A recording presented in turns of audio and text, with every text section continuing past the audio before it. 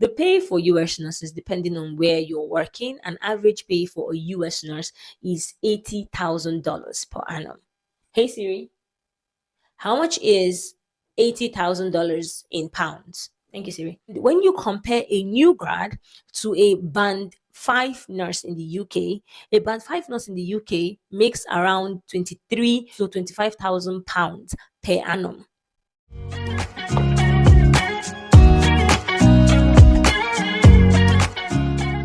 So in today's video, we're going to be talking about something I saw on YouTube. I'm going to be giving my honest review. I saw a video from a very well-known YouTuber who I adore. I completely adore her, Nanelle. When she talked about she spent 2 weeks in the US and her review on that 2 weeks. Said if you're a nurse and you can rise up the ranks, it's very good. I mean, look, band 9 is earning, I know that not everybody can get to band 9, but band 9 is earning 114,949 pounds in a year. Band 7 is earning 45,996 pounds in a year. And this is with UK bills. This in dollars will be over 50,000 or 60,000. And there are actually some states in the US that pay their nurses this amount. Okay. She said quite a lot of things which I sincerely agree with, and I would advise you go see that video as well. But also there are some things that I feel like after being in the US for over a year, I think there is more to it than what she said. And I'm also just going to give my honest opinion from being in the US for over a year. Let's dive into the video and see what that's about, all right? First of all, we're going to start with some of the things I sincerely agree with. And one of it is the exaggeration. Oh my God. The fact that they said the rooms are big, the houses are big, is an exaggeration.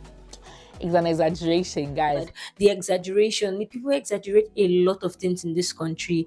They exaggerate, they make things look so big, things that are like very minute, and they make them look so big and so crazy. Things like that, it happens, the exaggeration, number one. That's one of the things I agree with. The second thing I agree with is when she talked about the years and coming to the US versus the UK and things like that. But if you are yet to come, maybe you are back home in Nigeria, you're back home in Ghana, Kenya, South Africa, wherever, and then you're yet to move, okay? Let's say you're a nurse, you're a doctor, and you're contemplating UK or US. Honestly, I think you should go to the US. Do not waste your time to come to the UK. If you are not started the US process, if you've not started the UK process, and you are a registered nurse, sincerely, I would advise that you go the US route. But if you can't afford it, or if you feel like you can't afford it, or you can't do it, or you can't wait for that long, I advise that you come to the UK and immediately start your US process. Immediately start your US process. All right. That's one of the things I agree with. The third thing is going to be, honestly, if you have 1 year or 2 years to getting your permanent residency in the UK or your British passport, I honestly think don't go to the US, okay? If you are in the UK already and you've spent like 4 years already, you spent like 4 years and 6, this is your 4th year, or this is your 5th year in the UK, please, you are very close to getting your ILR. I mean, there's no point. There's really no point, because once you come here, you also get a green card as well, which is what you're almost getting. Okay, just get it, and after a year, get your British passport. All right, get your dual citizenship, and that's good. I 100% agree with that. So if you are that close, please do that. That is the best option for you, honestly, because as immigrants, you get to a certain point that you would start settling, you start relaxing. And the difference between the UK and the US in this regard for nurses is that when you're coming to the US, you're going to come straight in from the door with your green card, with your permanent residence. That is what you're coming in with. That is what I came in with. So you have all the benefits of a permanent residence. And after living in the US for 5 years, and in that 5 years, you must have stayed in the US for 30 months. So if you don't leave the US, if you don't go anywhere, if you came in and you stayed in the US for 3 years straight, you can apply for your passport, which is your naturalization. But most people like staying for 5 years and then doing that. And coming in, they give you a 10 years green card. They give it to you and all your dependents. So your husband, your children, and all your children below the age of 21. Unlike the UK, they give you with your dependents below the age of 18, right? But once your children are below the age of 21, you can get a green card for them. So that is amazing. That is an amazing thing to do, right? So if you are about coming, you're not sure if you should come yet, if you're thinking, oh, US, UK, I advise take your English and come to the US, all right? After being in the US for a year and having friends, I have friends littered across the UK and also been in the US myself. These are some of the things that I would say, I don't quite agree with you on this one. One of it is when she talked about the pay. In the US, lots of nurses are getting, like Joyce mentioned, that she's getting like $90,000 in a year, right? So the $90,000 in a year is equivalent to about 72,662. Let me show you the NHS pay scale, okay? Band 9 is earning £114,949 in a year. Band 7 is earning £45,996 in a year. And this is with UK bills. This in dollars will be over 50,000 or 60,000. And there are actually some states in the US that pay their nurses this amount, okay? The pay for US nurses, depending on where you're working, an average pay for a US nurse is $80,000 per annum. All right. Hey Siri, how much is $80,000 in pounds? Okay, let me continue. Thank you, Siri. And when you compare a new grad to a band 5 nurse in the UK, a band 5 nurse in the UK makes around 23 to 25,000 pounds per annum. I don't know if you see the huge margin. That is almost times 3 the difference, right? That is a lot of difference. And this is like base. And then you compare the hours they work. Hi there, I know you must be enjoying this video and getting so much value from it. Why don't you hit the subscription button, like this video and comment on it. When you do this, YouTube pushes this video out so that more people could see it and more people could gain more values just like you were doing. So without further ado, let's jump right back into the video. Thank you. In the US, a full-time hours is 36 hours, which is 3 12-hour shifts.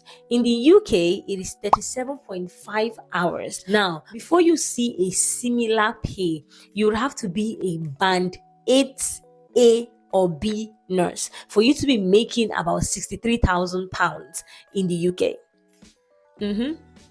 And then we come to the bills. I know that's the next thing on your mind. But guys, the bills in that country, do not be deceived. The bills in that country is quite a lot. I know that, once again, it depends on the state. But averagely, the bills in that country, it's a bit more than what we pay here in the UK, whether you're in London or wherever.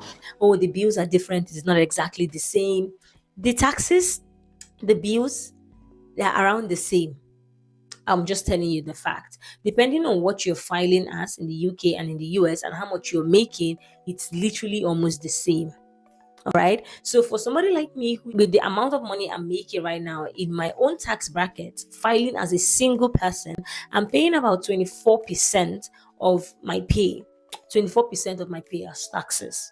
Right. My friends in the UK that are even earning lesser than I am making they're taking about 20 to 25% from taxes, but taxes, cancel taxes, and the rest of that. One thing I would say is that as a USRN, you have the ability to save and to, like, after paying your taxes, after you're paying your bills, you have the ability to save good amount of money. That is just a fact. Now, another thing again I want to say, or I want to agree with, is the fact that in the US, as US nurses, you can work multiple jobs. Yep, right from the start. If you want to, it is not a must. But if you want to now, depending on your lifestyle or the kind of life you're living, or maybe you have a project at hand, or maybe you want to get a house, or maybe you're sending money back home, you have family responsibilities, you have children, whatever the case may be, you are not tied to your visa. You are not tied to your green card. So you can pick up jobs any and everywhere. If you decide you want to work 7 days a week, that's on you. You can do that. All right. If you decide you want to work your normal 3 days a week, that is also on you. It's nobody's business, right? If you decide, there are people in the US who work per PRN, per DMs. They are not in any agreement with any hospital. They go from different hospitals to different hospitals. They see different cases every single day. These guys are very, very, very different. Okay, they are very different from your regular staff. They are very different from your regular nurses, and they make different money too as well. So if you decide that you want to work every day, that's fine. Nobody's going to come for your green card. Nobody's going to come for you. But in the UK, it is not like that. When you come in the UK, you have only 20 hours extra to work overtime for either your employer or an agency. But that is all, only 20 hours extra. And if you work over the 20 hours, there is a possibility of the UK government to say, you worked more than what we asked you to work, and then they deny you your ILR. Yep, they do that. They deny you your ILR, which is crazy, and you've been there for 5 years, right? This is just my review from Nanelle's video. Like I said, I adore Nanelle, and I love what she does. I love what she has done for nurses across Africa and across the world. It's just amazing to see somebody who would pour their heart out in doing these things, right? That is beautiful. Love you, Nanelle. From my own personal experience, I moved from Maryland to New Jersey.